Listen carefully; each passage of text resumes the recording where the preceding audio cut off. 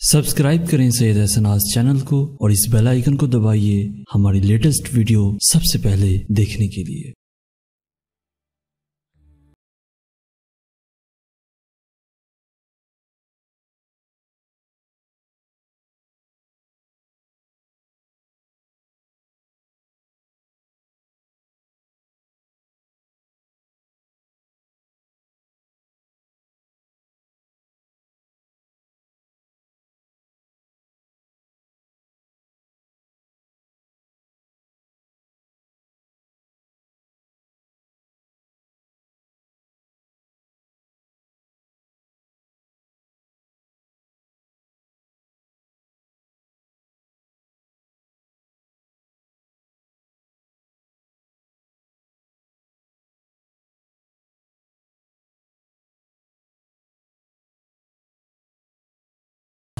میں آپ کو ایک نہیں بلکہ دو کہانیاں سناؤں گا۔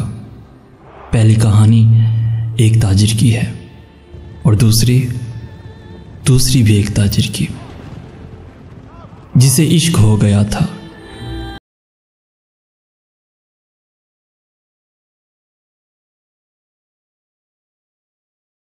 یہ کہانی آج سے کئی سو سال پہلے کی ہے، جب لوگوں کو سفر پر جانے کے لیے اونٹ اور گھوڑے کرائے پر دیے جاتے تھے۔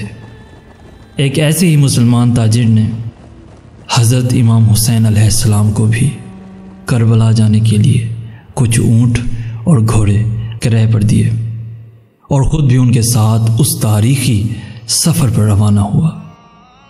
وہ جانتا تھا کہ امام حسین علیہ السلام وہ ہیں کہ جو اگر اپنے نانا یعنی حضرت محمد صلی اللہ علیہ وآلہ وسلم کے کاندھوں پر نماز کے دوران سجدے کی حالت میں چڑھ بیٹھتے تو آپ صلی اللہ علیہ وآلہ وسلم سجدے سے نہ اٹھتے۔ وہ جانتا تھا کہ امام حسین علیہ السلام یزید سے حق اور باطل کی ایک اہم جنگ لڑنے جا رہے ہیں۔ یہ سب جاننے کے باوجود جب عاشورہ کا دن آیا اور اس نے مسلمانوں کو کٹتے ہوئے دیکھا، اسلام پر قربان ہوتے ہوئے دیکھا، آسمان اور مٹی کو سرخ ہوتے ہوئے دیکھا، تب اس نے امام حسین علیہ السلام کو روک کر اپنے پیسوں کا تقاضا کر دیا۔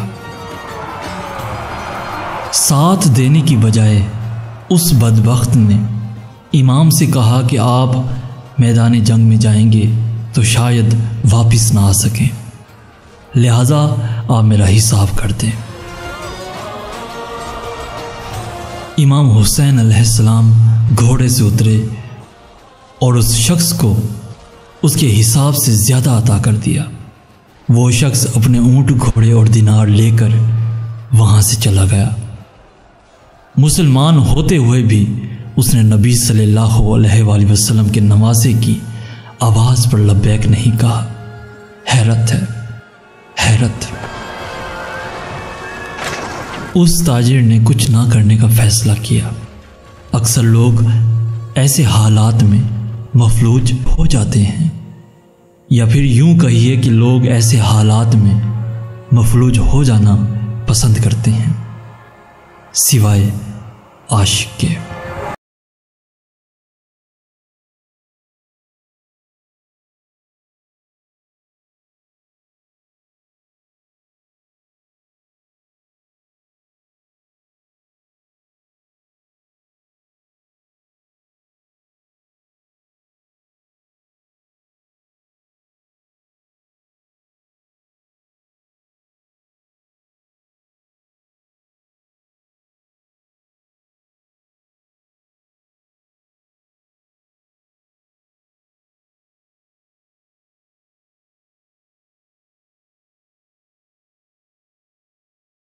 مختصر سی ملاقات کے بعد وہاب ان کا شدائی ہو گیا۔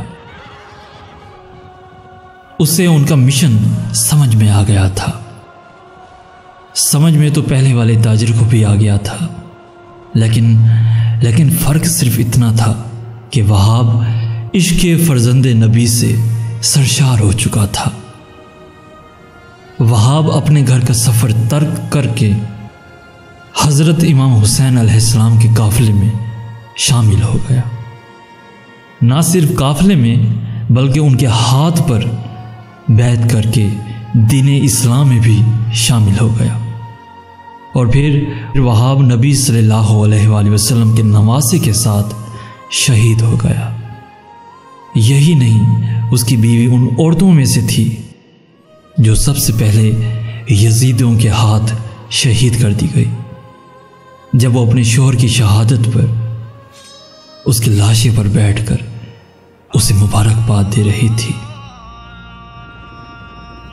کچھ دیر پہلے تک جو اجنبی تھے وہ آج عشق میں ڈوب کر بازی لے گئے، جنت کے سردار سے جنت لے گئے، مالک یوم دین کے سامنے سرخ رو ہو گئے، اس کے حبیب کا دل جیت لیا، اور کیا چاہیے پھر، اور کیا چاہیے پھر، کیا چاہیے؟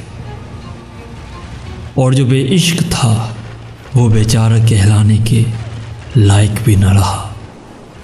کربلا سے لوٹتے وقت ڈاکوؤں نے اس پر حملہ کر دیا، جان سے بھی گیا اور اس مال سے بھی۔ اس مال کو لے کر پتہ نہیں اس نے کیا خواب سجائے ہوئے تھے، کتنے قریب تھا وہ اپنی منزل کے، کتنے دور چلا گیا، کتنے دور چلا گیا۔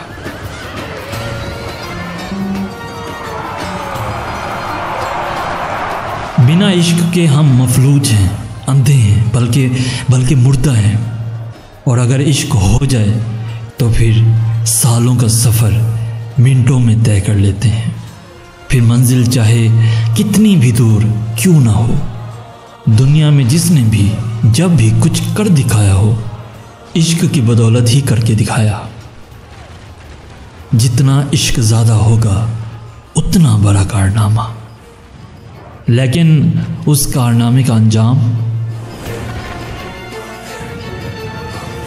بڑے کارنامے تو بہت سو نے کیے، لیکن ہر کام کا انجام اچھا نہیں آتا۔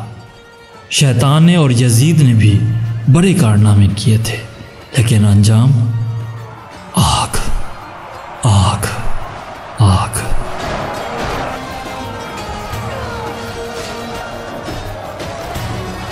انجام کا ذمہ دار وہ ہوتا ہے جس سے عشق کیا جاتا ہے۔ جیسا محبوب ہوگا ویسا ہی انجام ہوگا۔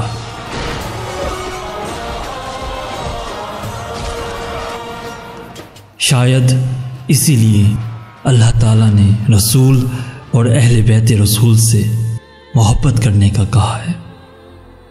اللہم صلی علی محمد و آل محمد۔